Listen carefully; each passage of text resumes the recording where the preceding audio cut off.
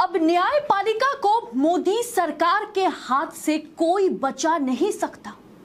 दोस्तों, लोकतंत्र के चार स्तंभ हैं: विधायिका, कार्यपालिका, न्यायपालिका और मीडिया, जिसमें से न्यायपालिका को छोड़ करके सभी सरकार के इशारे पर चलता है, ऐसा आरोप लगता है। न्यायपालिका पर पूरी तरीके से कब्जा पाने की कोशिश की गई थी पहले से, लेकिन आज भी आंशिक रूप से ही सही, लेकिन न्यायपालिका वजूद बचाने की लड़ाई लड़ रही है और अभी भी न्यायपालिका स्वतंत्र है। सुप्रीम कोर्ट ने इलेक्टोरल बॉन्ड मामले में मोदी सरकार को, बीजेपी को सबसे बड़ा झटका दिया था। अब किसी भी हाल में मोदी सरकार को न्यायपालिका की स्वतंत्रता को खत्म करना ही करना है। कोशिशें पहले से की जा रही थी, लेकिन अब तीसरी बार सरकार बनने के बाद मोदी जी का पहला काम अब यही होने वाला है। अस्सलाम वालेकुम वरहमतुल्लाहि वबरकातुहू। अज़ीज़ान मिल्लत इस्लामिया, आप तमाम उम्मती को अबू फैसल की तरफ से सलाम अर्ज़ है। घर में बड़ी पर्दानशीन इज़्ज़तदार माँ और बहन को अबू फैसल की तरफ से सलाम अर्ज़ है। बल्कि बहरहाल अल्लाह से उम्मीद है आप लोग खैरियत से होंगे, अल्लाह की हिफाजत में होंगे। इन मलनों की मलामत से, इन फ़िरक़ा परस्तों की फ़िरक़ा परस्ती से, इन दरिंदों की दरिंदगी से, इन मामूली चरों की मामूली चिंग से महफूज होंगे। अल्लाह आप लोगों को अपने हिफ्ज़ अमान में रखे, अल्लाह अपनी हिफाजत में रखे, अल्लाह हर आबा से, हर शर से महफूज रखे। बहरहाल मेरे अज़ीज़ दोस्तों, मेरे भाइयों, देश के हालात से भी आप लोग वाकिफ़ है और देश के बाहर के हालात से भी आप लोग बचा वाकिफ़ है, क्योंकि ये आपका भाई हर मुमकिन कोशिश कर रहा है कि आप लोग सारी दुनिया की ख़बरों की जानकारी रख सके, ताकि ये आप लोगों को कोई गुमराह ना कर सके। बहरहाल मेरे अज़ीज़ दोस्तों, मेरे भाइयों, देखा आपने ये क्या चल रहा है। ये 1 मिनट 3 सेकंड की इसलिए रखी गई है ताकि आप लोग ख़ुद सुनो, देखो, समझो कि क्या कुछ चल रहा है, क्योंकि अब इन्हों उतावले हो गए। इनको अब कोई चीज़ नज़र नहीं आ रही, इनको कोई चीज़ समझ में नहीं आ रही। इन्हों उल्टे सीधे कामा कर रहे हैं, इन्हों हौले शोले कामा, भटके हुए कामा कर रहे हैं इन्हों, क्योंकि इन्हों खुद एक भटके हुए मुसाफिर है। इन्हों खुद एक भटके हुए है, इसलिए इनको अब सही सोचने के लिए वक्त लगता है, इनको सही फैसले करने के लिए एक टाइम लगेगा। तो देखा आपने, अब ये होते हैं 4 इदारे ऐसे जो है तो देश का कोई भी पीएम अपने हाथ में रखना चाहता है, समझे।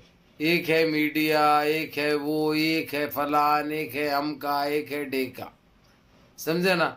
ये गोदी मीडिया तो जब से आए इन्हों, जब से जो है सो 10 सालों से जो है सो जी हुजूरी में, दलाली में, धोने में, समझे ना, उनकी टट्टी उठाने में, टट्टी खाने में, मुतपीने में, इसमें मसरूफ़ है।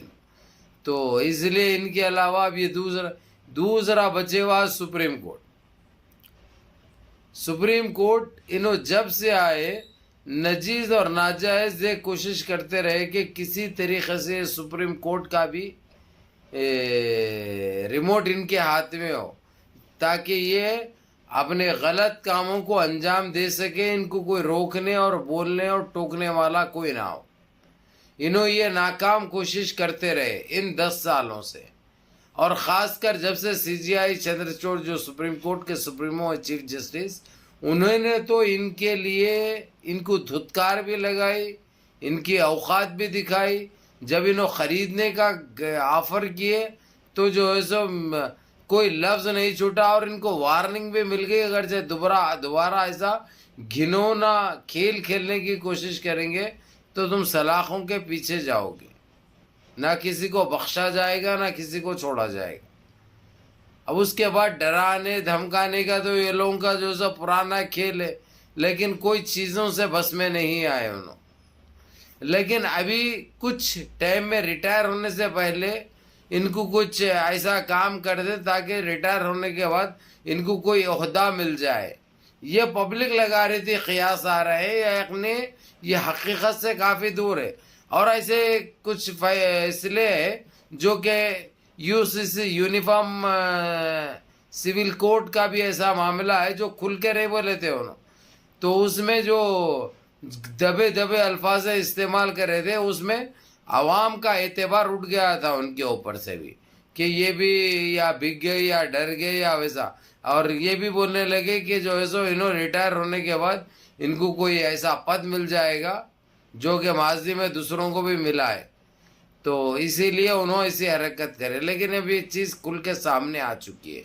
मेरे अजीज दोस्तों, मेरे भाइयों, इनकी एक ही सोच है कि किसी तरह सुप्रीम कोर्ट को भी अपने रिमोट अपने हाथ में रखे और उसको भी जो है सो अपनी धुंधली बनाए।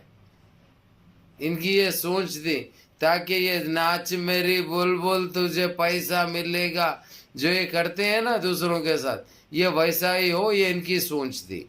लेकिन इनको धुतकार भी लग गई, इनकी औकात भी इनको पता चल गई। साफ अल्फाजों में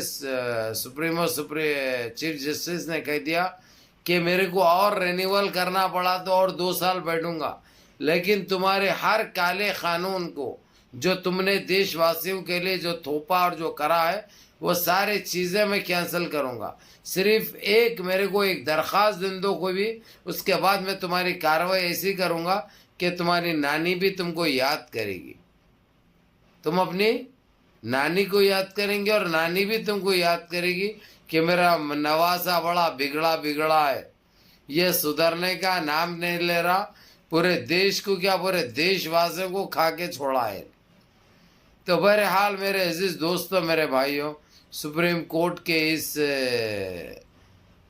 बहादुरी और दिलेरी और जानबाजी को देखकर काफ़ी खुशी महसूस हो रही और दिल से सैल्यूट अदा करता हूँ मैं चीफ जस्टिस CJI चंद्रचूड़ साहब का, जो कि इतनी दिलेरी और बहादुरी से ये काम कर रहे हैं, जो कि काबिल फ़ख्र है, काबिल लश्कर है, काबिल कारनामा है। मैं तो कारनामा ही कहूँगा इसको, जो उन्होंने जिस तरीक़े से जो अंजाम दिया है। बहरहाल मेरे अजीज़ दोस्तों, मेरे भाइयों, ये एक बड़ी अच्छी ख़बर है।